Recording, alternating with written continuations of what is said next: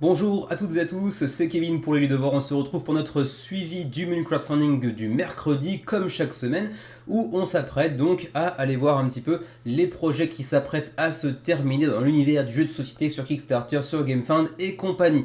On commence tout de suite avec deux petites annulations que j'ai même pas présentées d'ailleurs dans le menu crowdfunding, donc ça va aller très très vite. Il s'agit de Tales of War qui a été annulé également déjà donc pour 77 contributeurs, 5000 euros d'engrangés sur 39 900 nécessaires. On était assez loin et ça a été assez rapide. Je crois que la campagne n'a pas tellement eu le temps de souffrir, hein. C'était le premier projet de Raven Games Limited.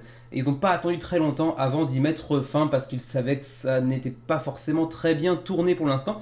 Et pourtant, vous voyez, c'était un jeu qui possédait une direction artistique plutôt très soignée, plutôt jolie. Après, est-ce que ça lui permettait de se démarquer suffisamment de la concurrence dans ce type de jeu? Effectivement, peut-être pas. C'était relativement classique, Epic Fantasy et compagnie. Bon, je pense qu'on les retrouvera d'ici quelques temps, peut-être. On verra bien. En tout cas, c'est fini pour Tales of Wars. Et deuxième projet annulé également, il s'agit de Love, Career and Magic.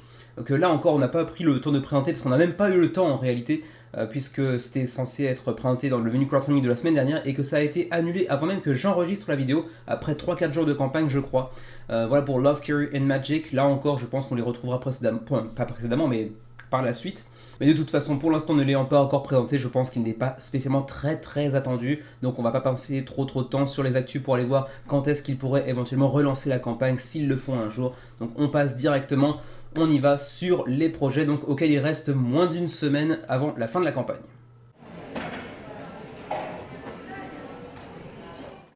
On commence cette semaine par Dwarves Legendary Forest, donc la nouvelle extension pour Dwarves pour la saison du printemps, donc le spring que vous voyez ici. Donc oui, c'est comme je l'ai déjà raconté à l'époque, hein, quand j'avais présenté dans le menu crowdfunding du 4 septembre dernier, le menu crowdfunding le plus visionné à ce jour d'ailleurs. C'est une série de Dwarves avec donc chacune des saisons qui a été concernée. Et donc cette extension vient s'ajouter au jeu de base, donc Spring, donc qui concerne le printemps. 717 contributeurs à 30 heures de la fin de la campagne, donc quand vous verrez cette vidéo, il restera 3-4 heures grand max, et pour l'instant on est à 717 contributeurs, ce qui n'est pas extraordinaire, mais c'est quand même pas mal, 57 000 euros d'engrangés. On a vu mieux du côté de chez Vesuvius, notamment avec les précédents projets autour de l'univers de Dwarves, justement de cette série de Dwarves par Louise Brouet, notamment ici 1035 par exemple, 1100, qu'est-ce qu'on avait encore? On avait ici 1280, 1689, donc on voit que chaque campagne, petit à petit, voit le nombre de contributeurs diminuer, j'ai l'impression. 1689, 1281, 1150, ensuite ici 1000, puis donc maintenant 717, il reste une journée, donc on va faire certainement moins de 1000 à mon avis. Donc c'est pas forcément très bon signe concernant Dwarves Legendary Forest et l'univers de Dwarves de manière générale, puisque les contributeurs diminuent au fur et à mesure. Ceci dit, c'est un jeu de Louise Brouet. Le seul jeu que j'ai pu tester de lui jusqu'à présent était plutôt très agréable. Il s'agissait de The Night of a Hundred Yokai, si je me souviens bien, le Night Parade, c'est ça, Night Parade of a Hundred Yokai, très sympa. Donc je me demande aussi pourquoi ça marche pas très bien finalement, sachant qu'en plus il est disponible dans plusieurs langues, y compris le français, donc si vous y intéressez, sachant que le texte, enfin justement qu'il n'y a pas de texte sur les cartes comme vous voyez, c'est juste de l'iconographie, donc il y a des chances que ce soit jouable, même si éventuellement on n'a pas de version physique francophone proprement parler, au moins vous aurez un PDF qui vous suffira largement pour y jouer. Donc voilà, c'est un petit peu décevant pour les résultats de Dwarves ces derniers temps. Vous me direz si vous êtes intéressé par le jeu de votre côté. On va quand même aller voir du côté des stretch goals s'il en avait. Il y avait des daily reveals, donc des révélations quotidiennes on va dire. Mais apparemment pas grand chose de terriblement intéressant. Je crois que c'est juste des sortes de petites BD avec une sorte de narration j'imagine. Et pour l'instant je ne vois rien en termes de gameplay. Est-ce que du coup ça veut dire qu'il n'y avait aucun stretch goals? J'en ai bien l'impression. Du coup on va pouvoir passer directement au prochain projet. Également présenté dans le menu crowdfunding du 4 septembre dernier, Waking Shards, petit jeu de confrontation dans un univers de dark fantasy pour 2 joueurs, a quand même attiré près de 600 contributeurs à 50 heures de la fin de la campagne, donc il vous restera un peu moins d'une journée pour éventuellement backer Waking Shards, qui a pour l'instant attiré 13 000 € de financement à sa cause. On est sur une jolie direction artistique pour ce petit jeu très portatif, un très petit. On le voit ici, c'est plus ou moins un jeu de cartes de base, hein, avec 25 cartes plus des petits tokens de victoire. Bon, c'est très format de poche, disons, pour 20 à 25 minutes, assez facile à apprendre, avec pas mal de stratégies et de combos à imaginer, avec plusieurs modes de jeu également, et le tout donc servi par une direction artistique plutôt soignée.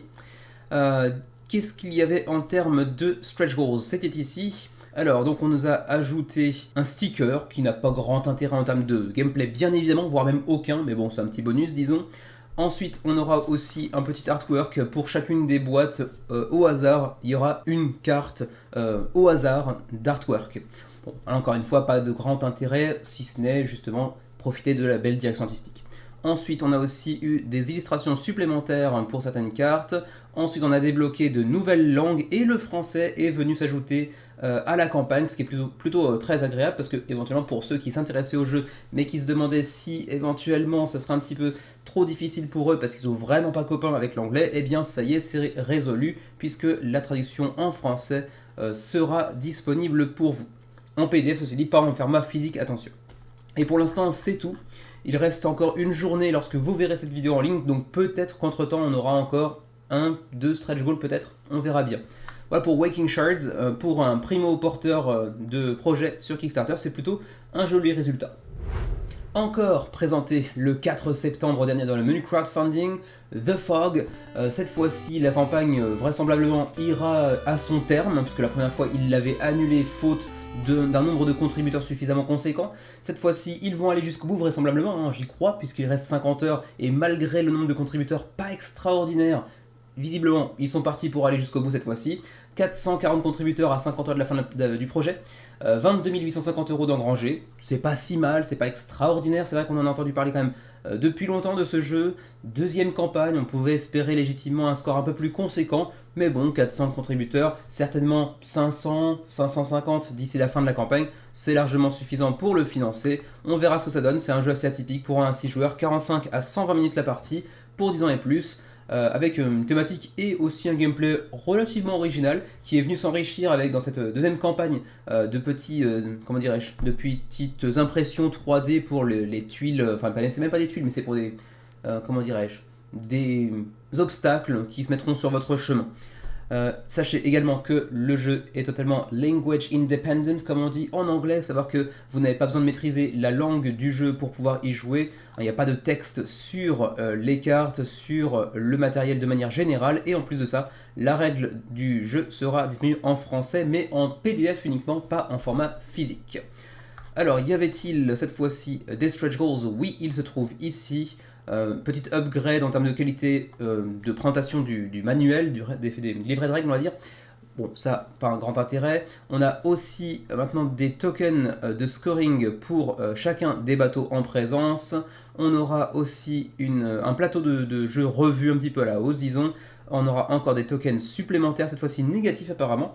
On a également ajouté une extension, et ça c'est intéressant, extension Islander Missions, donc mission qui vient ajouter donc encore un peu plus de profondeur de jeu et de rejouabilité forcément.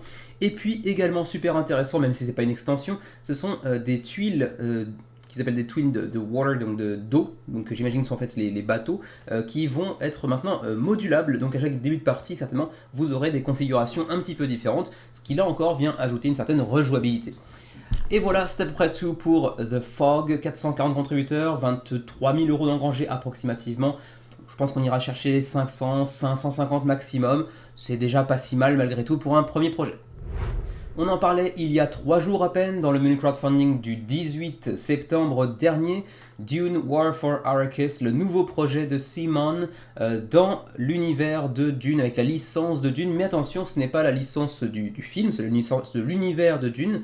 Mais vous le voyez avec les différentes illustrations, les personnages, les acteurs du film ne sont pas repris tels quels. On voit que ce sont des illustrations radicalement différentes. Enfin, radicalement, c'est quand même, ça respecte l'univers de Dune, mais ce ne sont clairement pas des illustrations basées sur les acteurs du film.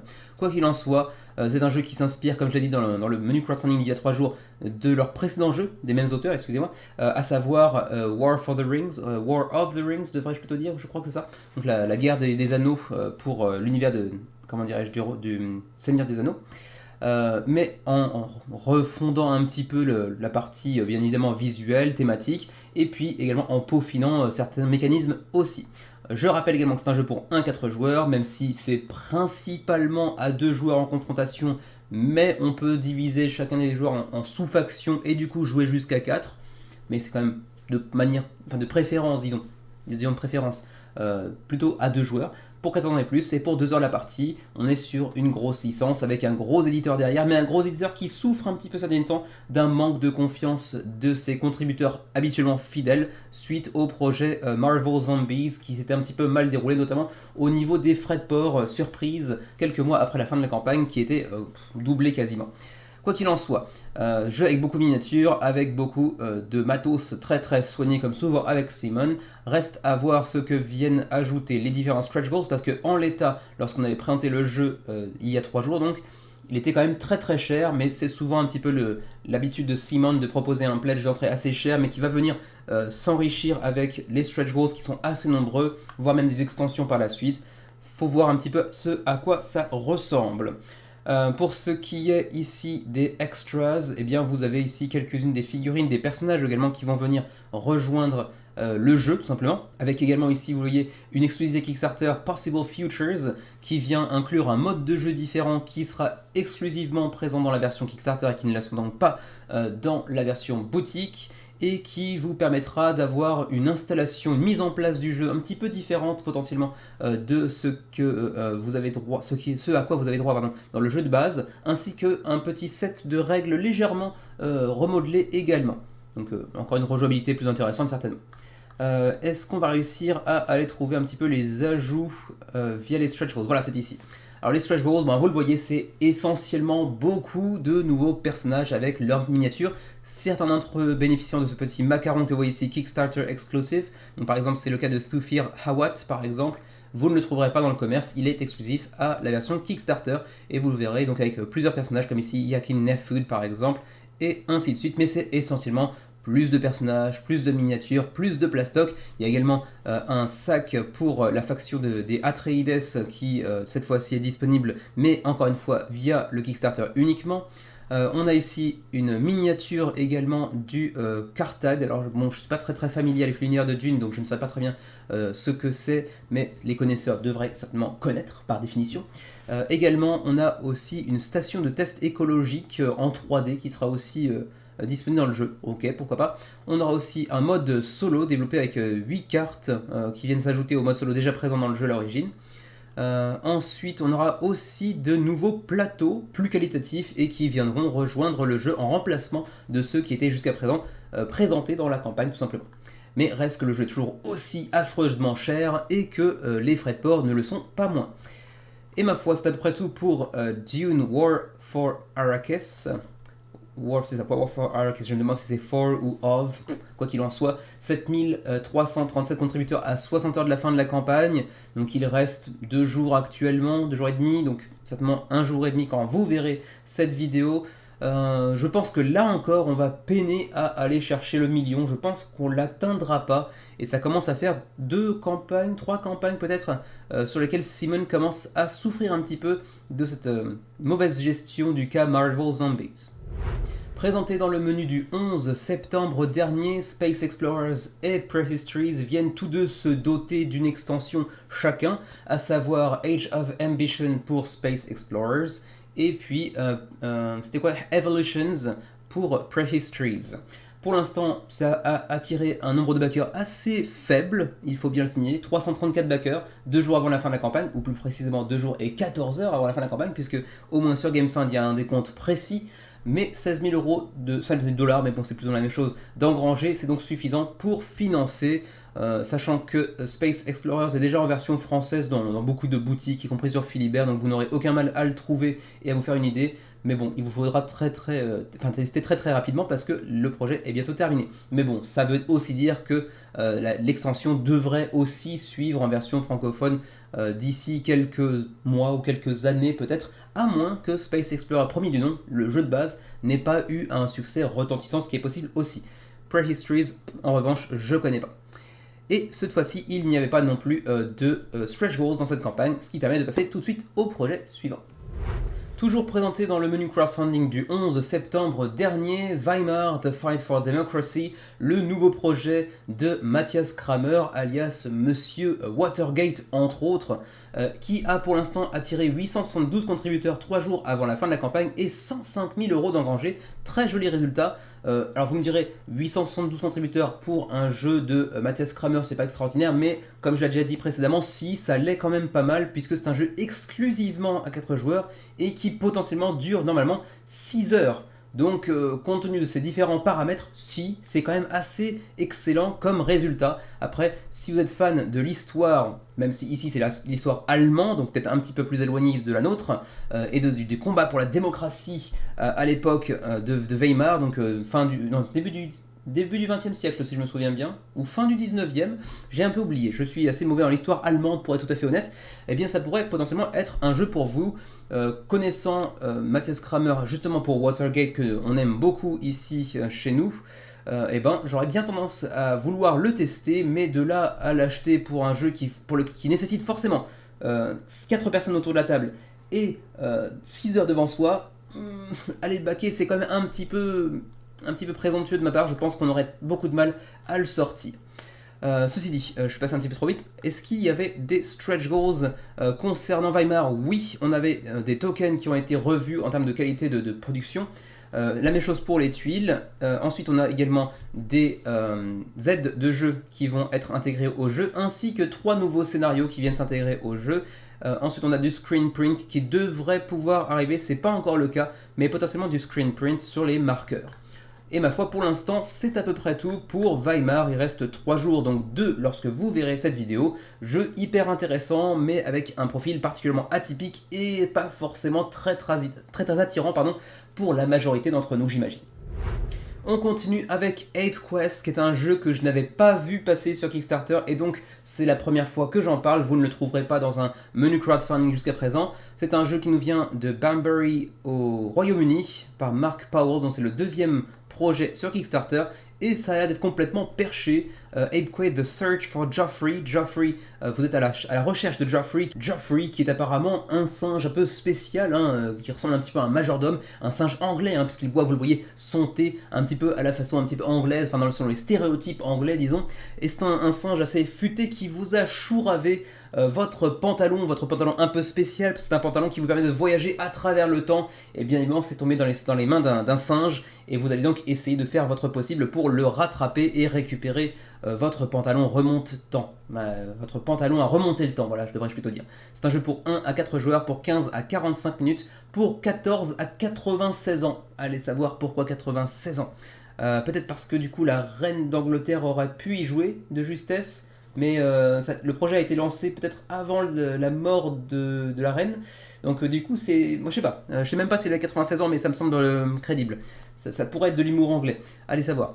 Voilà, pour le reste, je vous laisse un petit peu naviguer par vous-même, le projet sera pas disponible en français, je sais pas si ça va attirer grand monde, mais en tout cas c'est plutôt un joli petit succès, parce que mine de rien, 600 contributeurs à 5 jours de la fin de la campagne, pour un jeu dont l'éditeur est assez méconnu, c'est pas mal du tout malgré tout. Et en plus de ça, c'est totalement loufoque, donc pourquoi pas. Présenté dans le menu crowdfunding du 4 septembre dernier, Philosophy m'avait pas mal déçu à son lancement, parce que c'est vraiment, il n'y a rien de très philosophique là-dedans. Et ben il a pas mal déçu aussi les potentiels backers, puisque on avait pas loin de, enfin si je me souviens bien, pas loin de 1000 followers, donc pas loin de 1000 personnes qui suivent la page de pré-campagne, et seulement 233 backers à l'heure actuelle, 6 jours avant la fin de la campagne, 10 000 € d'engrangés sur 24 000 nécessaires. On est assez loin du financement pour ce petit jeu abstrait qui ressemble un petit peu à un jeu de dames, un jeu d'échecs avec différentes tuiles qui vous permettront, selon la direction des flèches, de déplacer vos tuiles pour réussir à l'emporter face à votre adversaire entre 5 et 30 minutes la partie. Jeu pour 2 joueurs exclusivement, mais avec potentiellement 4 joueurs si on prend des extensions également. Voilà pour Philosophy, qui ne devrait a priori pas financer. Mais ils auront tout le luxe de réfléchir à nouveau sur cette campagne qui se sera donc mal passée pour essayer d'en tirer le meilleur et viser vers l'avenir.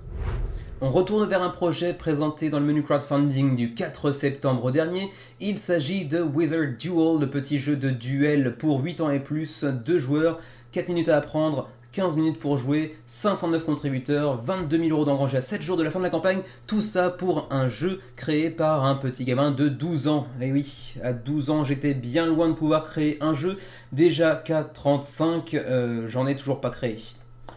J'aimerais bien un jour, j'ai bien des idées, j'ai bien du matos dans mon PC qui dort un petit peu ces derniers mois, mais bon, félicitations à Finn, le créateur de Wizard Duel, qui en plus visuellement présente plutôt bien, soyons honnêtes. Après, j'imagine que ça reste un jeu relativement simple, relativement très accessible, très, je vais dire familial, mais non, parce que c'est un jeu en duel, mais vous voyez ce que je veux dire.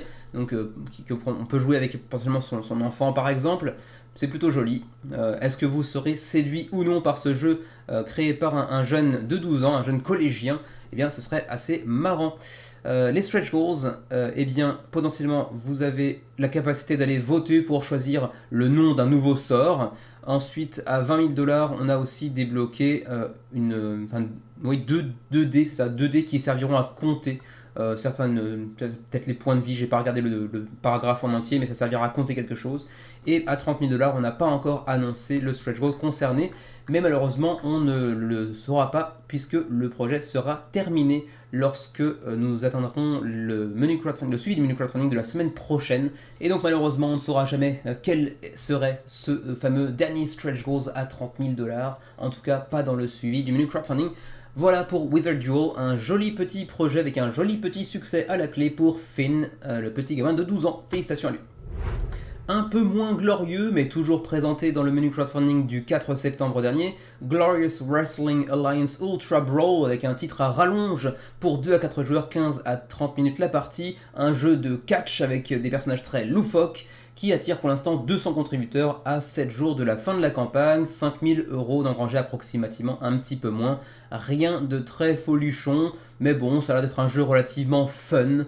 Les personnages sont très très loufoques, donc j'aime à penser que les personnages, les combos, les capacités de chacun d'entre eux seront aussi assez amusants, mais je me suis pas penché plus que ça sur le jeu, d'autant plus qu'il n'est pas disponible en français, donc il devrait intéresser assez peu les spectateurs de la chaîne, tout du moins j'imagine que c'est le cas. Pas de stretch goals, si quelques stretch goals, mais assez mal présenté, du coup j'ai un peu la flemme, je vous laisse le paragraphe comme ça, quelques secondes sous les yeux pour aller regarder, moi j'ai pas trop envie de traduire, c'est passé, c'est fini pour Glorious Wrestling Alliance Ultra Brawl, dont c'est également la dernière apparition dans le suivi du menu. Présenté dans le menu crowdfunding du 11 septembre dernier, Dawn of Ulos, le nouveau projet dans l'univers de Roleplayer, après justement le jeu Roleplayer, donc du même nom, ainsi que Cartographer. Cette fois-ci, Dawn of Ulos arrive avec un gameplay totalement différent, mais dans le même univers, pour 1 à 5 joueurs, 14 ans et plus, 60 à 90 minutes. Je vous renvoie à nouveau vers celui du 11, enfin celui, quand je dis celui, c'est le menu crowdfunding, du 11 septembre pour en apprendre plus sur les mécanismes, et puis un petit peu aussi sur l'univers de Ulos que vous connaissez un petit peu maintenant désormais avec Roleplayer et puis Cartographer, qui a été particulièrement bien reçu, je crois, en France, peut-être beaucoup mieux en tout cas que Roleplayer si je me souviens bien. Mais bon, en tout cas, ce projet, pardon, excusez-moi, décidément, ce projet séduit bien moins de backers que les deux précédents, puisque pour rappel, si je retourne voir les résultats justement de Cartographer et de Roleplayer, le premier de Roleplayer n'était pas extraordinaire, 1000 pour Roleplayer à la base, mais dès lors qu'ils avaient lancé la première extension, paf, 4600, puis pour Fiends and Familiars, paf, 7000. Donc ça s'était quand même très très bien passé, plus ensuite Adventures 6000 quasiment également. Ça s'était plutôt pas mal passé également avec Lockup qui avait fait 2000, ou avec, c'était quoi, Cartographers, mais où était la première campagne pour Cartographers, je ne sais plus, mais bref, quoi qu'il en soit, Cartographers Heroes par exemple avait fait 7000. Et là du coup, Dawn of Ulos, ça se passe beaucoup moins bien, 1262 contributeurs pour l'instant. Bon, apparemment le gameplay et peut-être aussi la direction artistique qui est pas si charmante que ça en termes de composants. Les illustrations, elles, sont toujours aussi belles, toujours aussi réussies, mais les composants eux-mêmes sont pas extraordinaires. Et au-delà de ça, c'est encore un petit peu cher aussi pour ce que ça propose. Mais au-delà de ça, y avait-il des stretch goals dans la besace? On va aller voir ça tout de suite ensemble. Je ne crois pas en avoir perçu, mais voilà, ils sont ici. Ok, donc on aura des cartes qui ont une petite upgrade en termes de finition avec le quadrillage, le linen finish comme on dit. Également le carton un peu plus épais pour les tuiles. On aura aussi 6 nouvelles tuiles de Rift avec des nouvelles compétences. Le petit UV Spot sur la boîte, cet effet de surbrillance sur le titre principalement, peut-être sur les personnages également, qui est toujours agréable mais qui apporte rien en termes de gameplay. Bien évidemment, c'est de la deluxification. Et puis également un insert en plastique qui devrait faire son apparition aux 100 000 $, sachant que les deux derniers que j'ai mentionnés ne sont pas encore débloqués pour l'instant, mais ça devrait pouvoir se faire d'ici la dernière semaine de la campagne. Bon, ça restera une déception en termes de score, mais je pense qu'on ira certainement chercher les 1500-1600 contributeurs malgré tout, ce qui n'est pas ridicule non plus. Pas de version francophone pour l'instant, mais ça devrait venir avec le temps comme pour les autres jeux de la série. Présenté dans le menu du 4 septembre dernier, Rocco Ranger, qui n'est pas un projet italien, arrêtez les Black Salas tout de suite, est disponible en français et vous le voyez, c'est le premier projet qui est au-delà des 7 jours avant la fin de la campagne, 8 pour le coup, mais moins 1, lorsque vous verrez cette vidéo ça fera 7, donc je sais pas s'il sera encore présent la semaine prochaine ou pas, ça dépendra du nombre d'heures qui reste, mais contrairement à GameFAQ, on n'a pas le nombre d'heures précises avant la fin de la campagne, donc je pourrais pas vous le dire, mais potentiellement on le reverra encore une fois. C'est un jeu en print and play, en roll and write, dans un univers très similaire à Pokémon et à ce qu'on a vu récemment chez Robomon, mais cette fois-ci sur un petit print and play à 5 €. Vous risquez pas grand-chose en le prenant, d'autant plus que la version française est disponible. Ça a l'air d'être plutôt bien réalisé en termes de thématiques très Pokémon, avec encore une fois pas mal de spécificités, enfin pas mal de, comment dire, de types de simili Pokémon. Comme ici l'eau, le feu, les plantes, etc., etc. Bref, vous connaissez un petit peu le principe de Pokémon, pas de licence, mais sinon c'est assez similaire.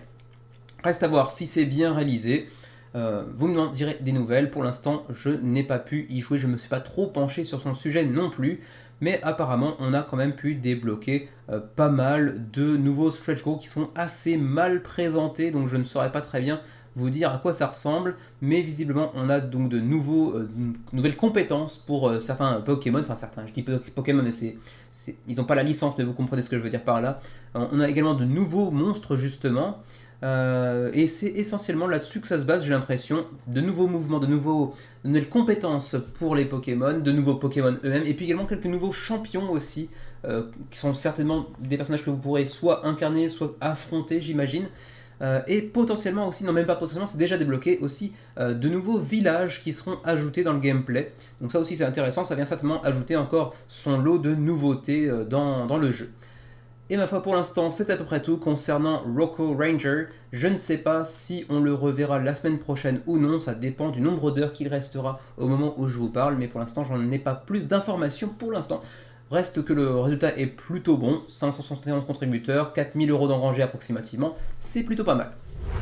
Présenté le 11 septembre dernier dans le menu crowdfunding, Merchant's Cove et cette nouvelle extension intitulée Mastercraft, qui s'accompagne également d'une big box. Si vous avez déjà le contenu précédent et que vous voulez tout intégrer dans la même grosse boîte, ce sera possible, et en plus ce sera possible en version francophone comme vous le voyez ici. Pour l'instant on est à près de 6000 contributeurs à une semaine et un jour de la fin de la campagne, donc on est plutôt sur un très joli résultat. Ils font parler la poudre, hein. C'est plutôt très bien foutu. Ils viennent nous apporter 4 nouveaux personnages, même 5 d'ailleurs, dont un qui est une exclusivité Kickstarter et qui se base sur l'un des créateurs du jeu, donc c'est plutôt méta, plutôt fun, même si je l'ai déjà mentionné dans la présentation du 11 septembre dernier, je trouve que le personnage en question exclusif à Kickstarter est pas forcément très raccord avec l'univers de Merchant's Cove, je trouve, puisqu'il s'agit d'un personnage qui crée des jeux de société. Là, ici, vous avez un petit peu les 4 personnages avec Amanita Mughead, avec Hemlock Trolls, avec Jack Finn Greentail, avec Ava Shortcake, et finalement le 5e personnage qui est donc exclusivité Kickstarter et qui s'inspire de Johnny Pax, qui est l'un des créateurs du jeu, Johan Spiltin ou Pach, je ne sais pas, qui est un créateur de jeux de société dans le jeu. Bon, je suis moins convaincu. Mais bon, après, si on est fan de Merchant's Cove, donc de la baie des marchands, devrais-je plutôt dire en français, puisqu'il sera détenu en français, a fait quand même parler la poudre encore une fois. Près de 6000 contributeurs, il reste une semaine. Je pense qu'on ira chercher certainement les 7500 voire 8000 contributeurs d'ici la fin de la campagne. Et ça sent aussi le succès en boutique par derrière. D'autant plus que je le rappelle aussi, au-delà des 4 nouveaux personnages disponibles, on a aussi une nouvelle partie de plateau qui vient s'ajouter en bas du plateau préexistant et qui vient donc rajouter une extension qui, elle, va venir enrichir l'expérience de jeu. Voilà pour Merchant's Cove. Y avait-il des stretch goals avant que je ne zappe au prochain projet? Trop de boulot aujourd'hui, j'ai pas eu le temps de vérifier les stretch goals des différents projets dont je parle, ce qui est un petit peu dommage, mais bon, c'est pas grave, le boulot, c'est la vie. Enfin, non, pas du tout, mais vous comprenez ce que je veux dire. Y avait-il des stretch goals? J'ai pas l'impression, mais en même temps, si. voilà, je me contredis en l'espace de 2 secondes, c'est pas grave. On aura apparemment quelques nouvelles cartes disponibles, ici par exemple les Rogue Card, le Paladin Card, etc. On a aussi une finition, le Linen Finish sur la boîte et aussi sur les cartons, de nouvelles cartes de villageois, de nouvelles cartes dans tous les sens apparemment, et ça fait quoi du coup? Corner Staff Tiles avec un nouveau mini module qui viendra s'intégrer sur les coins des tuiles en coin apparemment. Où est-ce qu'elle viendra s'intégrer? Par contre, je vais pas regarder, mais un petit module, c'est toujours bon à prendre. Ensuite, on a aussi le UV Spot sur la boîte. Alors ça, c'est ce que vous voyez ici, c'est la grosse boîte justement qui viendra contenir l'ensemble de ce qui est sorti précédemment et dans cette campagne également. Pour le reste, c'est essentiellement 2 nouvelles cartes, quelques petits modules par-ci par-là. Ici, on a aussi une exclusivité Kickstarter qui seront 12 nouvelles cartes d'inventeurs, apparemment, de nouveaux citoyens du village. Enfin de la baie plutôt, mais qui ont une spécificité d'être des inventeurs, qui vous permettront certainement d'obtenir des bonus un petit peu différents. Pour le reste, vraiment ça suit le même format, donc des nouvelles cartes, quelques petits modules par-ci par-là, comme ici par exemple, avec un nouveau petit module également avec des nouvelles tuiles. Mais bon, après vous comprenez un petit peu comment ça se passe. Également de nouveaux petits modules ici avec des cartes de corruption, là aussi assez intéressant. Et voilà pour Merchant's Cove, la baie des marchands chez Final Frontier Games, qui possédera une version francophone, comme c'était déjà le cas du jeu de base, faite et assurée par Super Meeple, si je me souviens bien. Là, ça y est, on entre enfin dans les jeux pour lesquels je suis sûr qu'il reste au moins un suivi du menu crowdfunding pour en parler, puisque c'est 9 jours avant la fin de la campagne, soit 8 lorsque vous verrez la vidéo. Donc forcément, par voie de fait, il restera encore une émission pour eux, pour éventuellement faire un dernier rappel. À commencer par Weavelings in the Wilds, présenté le 4 septembre dans le menu crowdfunding. 300 contributeurs à 9 jours de la fin de la campagne, c'est financé pour ce petit jeu solo qui a agrégé quand même 11 000 € sur ce petit projet. Donc c'est le premier projet oui, c'est ça, premier projet pour Atomic, pardon, je galère beaucoup aujourd'hui, Atomic Automaton. Voilà, vous me direz ce que vous en pensez, on parlera des stretch goals la semaine prochaine. La direction artistique est plutôt soignée, même si c'est pas du tout mon truc. Mais bon, un jeu purement solo pour 13 ans et plus, 20 minutes la partie. Les jeux solo attirent pas forcément autant que les jeux plus, disons, standards, on va dire. Mais bon, 300 contributeurs pour un primo-éditeur, c'est pas si mal non plus. On revoit ça donc la semaine prochaine pour les stretch goals. Le coup de cœur du menu crowdfunding du 11 septembre dernier, il s'agit de Forsaken par GameTrace, le premier projet de jeu de société de GameTrace. On connaît tous les inserts de GameTrace, les meilleurs inserts qui soient jusqu'à présent. Et bien ça y est, ils se lancent eux-mêmes dans la création de jeux et c'est leur premier jeu, Forsaken, qui s'est donc attiré le petit coup de cœur des ludovores lors du menu du 11 septembre dernier. On a pour l'instant 2276 contributeurs, 350 000 € d'engrangés à 9 jours de la fin de la campagne pour ce jeu en bac à sable, dans un univers très science-fiction, un petit peu western, mais dans l'espace intersidéral, dans des planètes, enfin une planète et 2 lunes, un petit peu laissées à l'abandon par une corporation qui a délaissé tous les habitants qu'elle employait jusqu'à présent, dans un univers pas si amical que ça, ou en tout cas qui s'est bien délabré entre temps. Ça a l'air d'être vraiment très très chouette. Je vous renvoie vraiment vers le menu crowdfunding du 11 septembre dans lequel j'en parle en long, en large et en travers de cette narration, de ces différentes imbrications, de ces impacts qu'auront vos actions et vos choix sur le reste de la partie, y compris sur le reste de la partie des autres joueurs autour de la table également. Vos choix vont pouvoir impacter l'ensemble de l'univers de Forsaken. Ça a l'air vraiment très bon. Moi j'ai hâte de voir les derniers stretch goals notamment pour prendre une décision, puisque comme vous l'avez peut-être vu en début de page, pour l'instant je n'ai pas backé, mais je suis terriblement intéressé, d'autant plus que la direction artistique est vraiment super soignée, et comme on pouvait s'y attendre, bien évidemment, le matériel est absolument fou, c'est du Game Trace, ça va être super facile à installer, super facile à ranger, reste que pas encore de version française malheureusement pour Forsaken. Nous ici chez les ludovores ça ne nous dérange pas outre mesure, donc c'est pas forcément un critère qui rentre tellement en ligne de compte, mais je pense que ce sera le cas pour pas mal de spectateurs. Mais bon, a priori, vu la popularité de Game Trace jusqu'à présent, même si c'était pas pour des jeux, je pense qu'on aura quand même à terme une version francophone. Voilà, reste à voir si vous pourrez l'attendre, ou même si vous voulez être sûr de pouvoir mettre la main dessus, parce qu'on ne sait jamais si vraiment il y aura une version française ou non. C'est peut-être le moment quand même de mettre la main dessus, c'est peut-être le meilleur moment à voir pour Forsaken, mais de toute façon, on en parle encore la semaine prochaine. Présenté dans le menu crowdfunding du 11 septembre dernier, Magical Friends est cette seconde tentative du jeu sur Kickstarter après un premier échec l'année dernière. 315 contributeurs 9 jours avant la fin de la campagne, 21 754 €. Donc on n'est pas encore tout à fait sur le seuil de financement, 25 000. Bon, 92, 13, 14% du seuil de financement est atteint, ça devrait pouvoir se faire malgré tout pour Magical Friends à mon avis. Bon, reste que le jeu est pas hyper folichon en termes de direction artistique. Le matériel est assez intéressant, notamment cet insert pour ranger tous les standees. Mais bon, est-ce que c'est vraiment beau pour autant? Non, c'est moyen bof. Voilà, sur l'échelle de la beauté et de la direction artistique, c'est moyen bof, selon mes critères tout à fait random et un petit peu, bien sûr, subjectif. Mais bon, vous me direz ce que vous en pensez. Bon, pour l'instant, je reste un petit peu de marbre face à Magical Friends.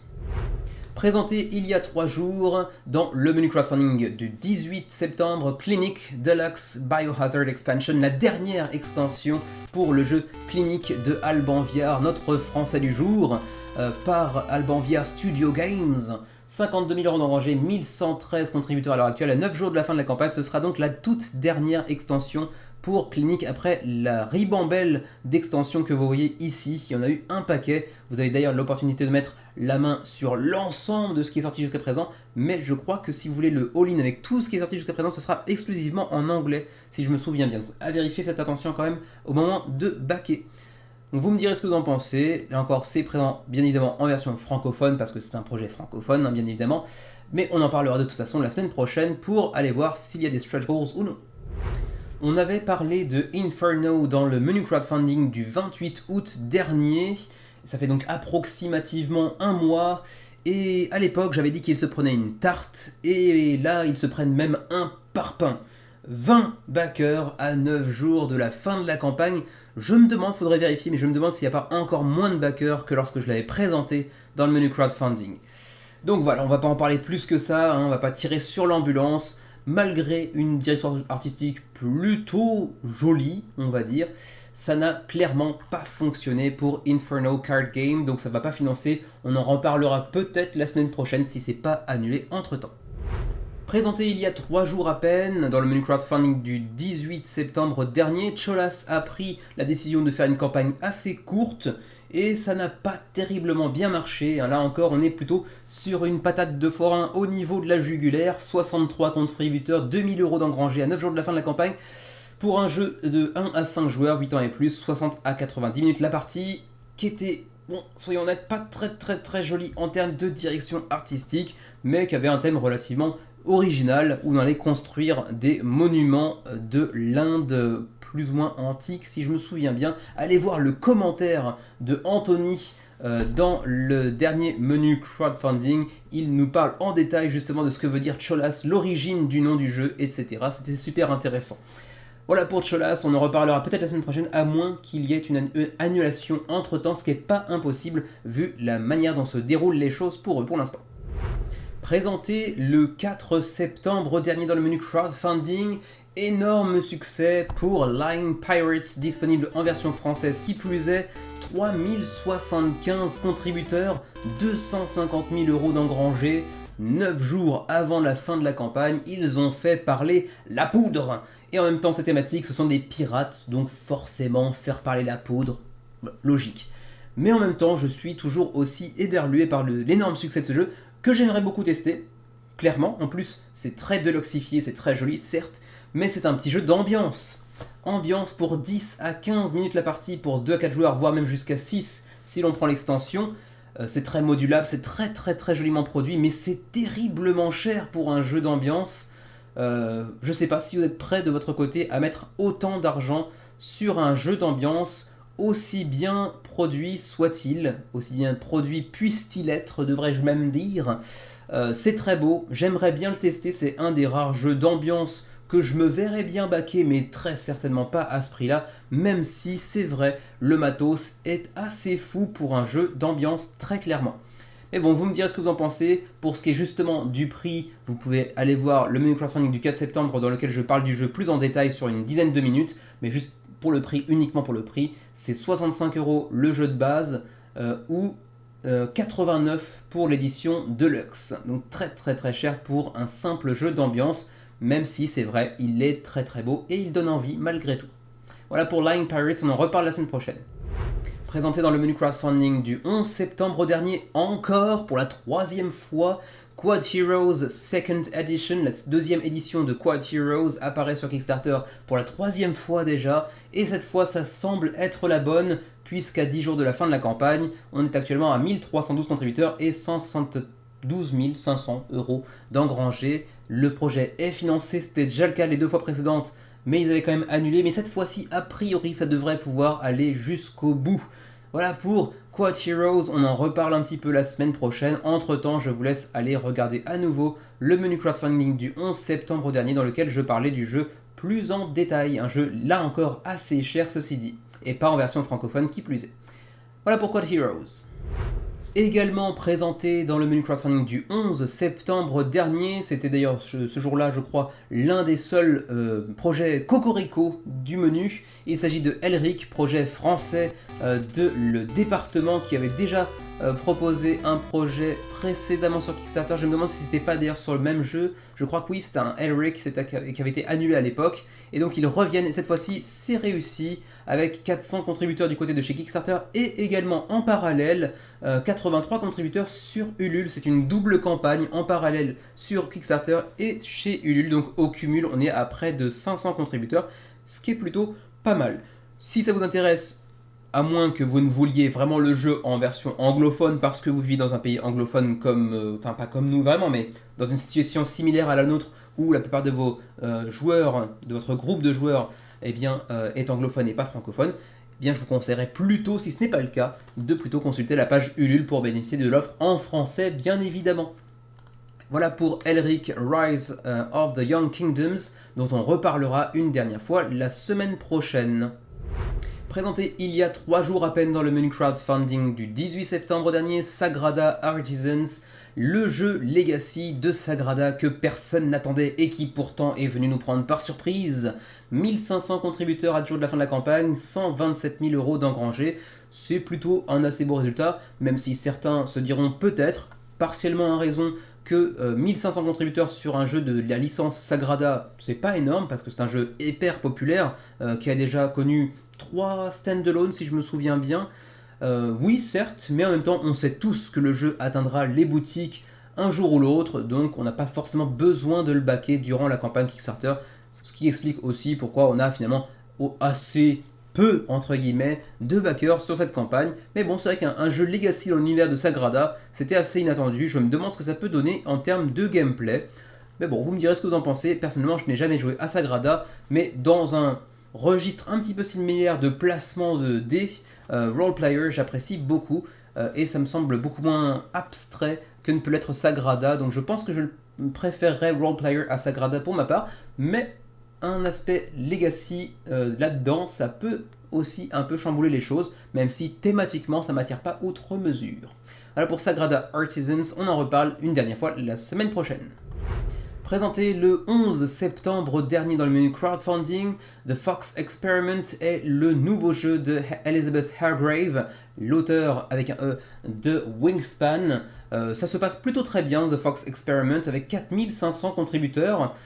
372 000 euros d'engrangés, je pense que c'est quand même plutôt très bien parti. Hein. Il est sorti de Kickstarter tel un petit renardeau de son terrier. Hein. Il part faire ses preuves grâce à Pandasaurus, l'éditeur, qui pourtant généralement fait pas des projets extraordinaires, mais il faut bien croire que le nom de Hargrave vend plutôt pas mal, et en plus de ça, il faut bien avouer que la thématique est originale, inspirée de faits réels qui plus est, le matériel est plutôt qualitatif lui aussi, il n'y avait pas de raison que ça marche pas.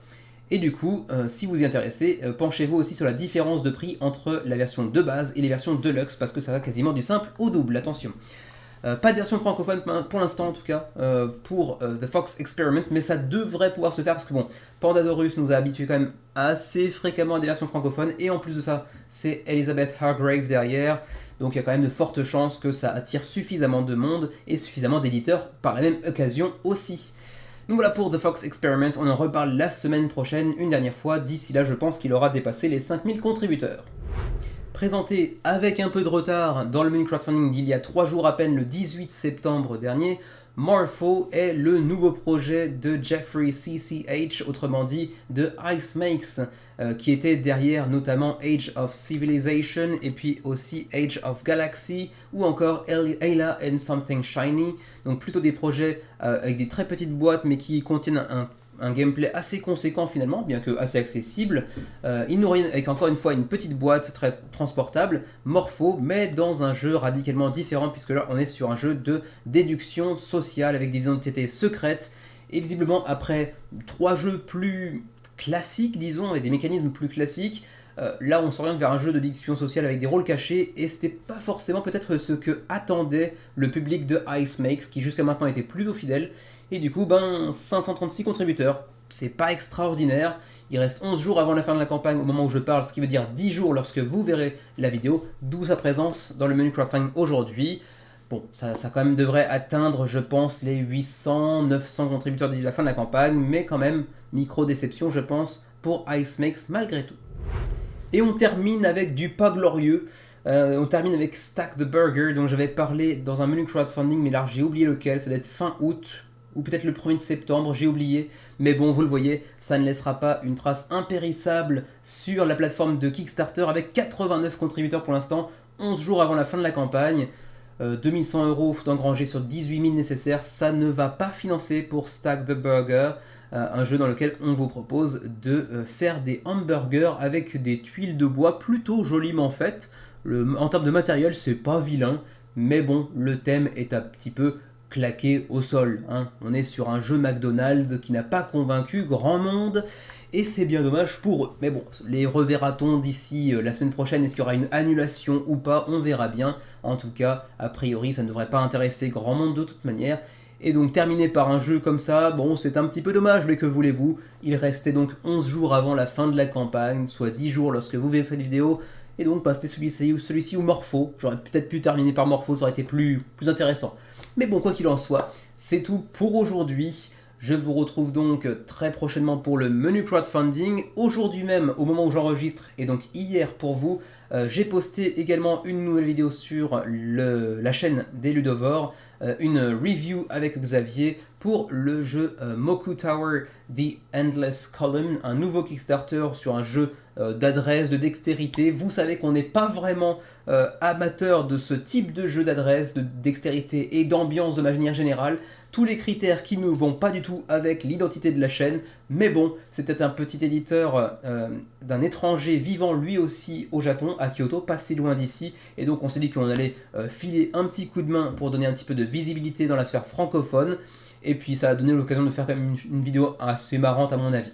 Vous me direz ce que vous en pensez, même si je pense que ça n'intéressera pas forcément grand monde sur la chaîne, juste ne serait-ce que pour nous voir nous ridiculiser en essayant de faire des tours avec des pièces de bois, ça vaut peut-être le détour. Allez, d'ici là, je vous souhaite de passer une très bonne soirée d'abord, ou une très bonne journée de manière générale, ça dépend à quelle heure vous regardez cette vidéo, et quoi qu'il en soit, jouez bien, portez-vous bien, et à la prochaine.